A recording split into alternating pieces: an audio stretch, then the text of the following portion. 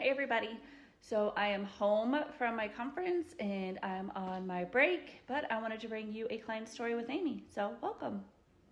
The conference was great. We had so much fun. We got to see a bunch of old friends that we've met over the years and met some new ones. So it was fantastic. It was a lot bigger than what it was last year. So we got to see a lot of new faces, which was really, really cool. But on to our client story. So she came to us as an NPE. She didn't know who her biological father was, and she never knew who he was. Mom said that she just didn't quite know who it was. It was one of two men, and surprise, it wasn't one of those two men. So we had those names, and when I was looking at the tree, you always reference like, okay, mom said it was this person, and you kind of look for those surnames or some sort of connection to those surnames, but you follow that DNA first, right? That DNA always comes before anything anybody ever tells you because the DNA can't lie, correct? So we get the most recent common ancestor into the tree. We start building the tree downward to more recent times, add those DNA matches in there, and try to formulate a better picture of where our client should fit into this tree. This line was from Ohio, so they have pretty good birth indexes, so that kind of helps me out a lot, and it's a little bit easier to find some obituaries for Ohio, so that definitely came in our favor for this one. So we start getting everything in there and start painting that picture of the grandparent line. We were able to find it. It took a minute because there was some weird stuff with the records, but we were able to finally find it with one of those obituaries to confirm it. So we were able to get all of that in there with the grandparent line. So obviously one of those sons is her biological father. And thankfully for us, I love when this happens. It doesn't always happen. There was only one son. There was 6 daughters, but one son. So thank goodness it was that only son.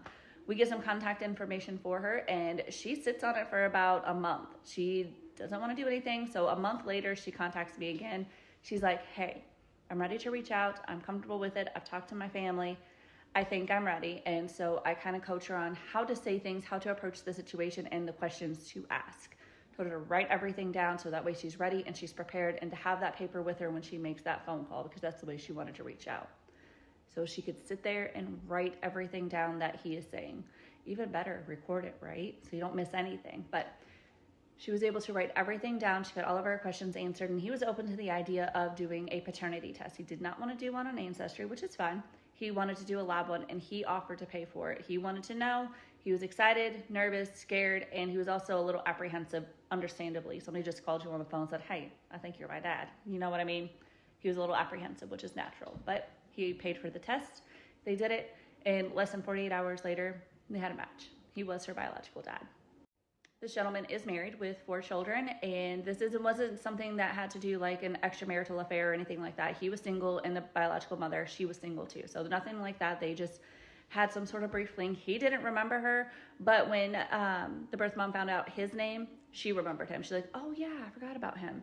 So she remembered him, but he didn't remember her. But the DNA test confirmed that he was biological father. His current wife is actually kind of excited about the whole thing. She's like, this is the kind of thing you see on TV. Like, this is cool. Like, I'm happy to have her. Let's have her over for dinner. Like, she's wanting to get to know her just as well. And she's actually starting to call her bonus daughter.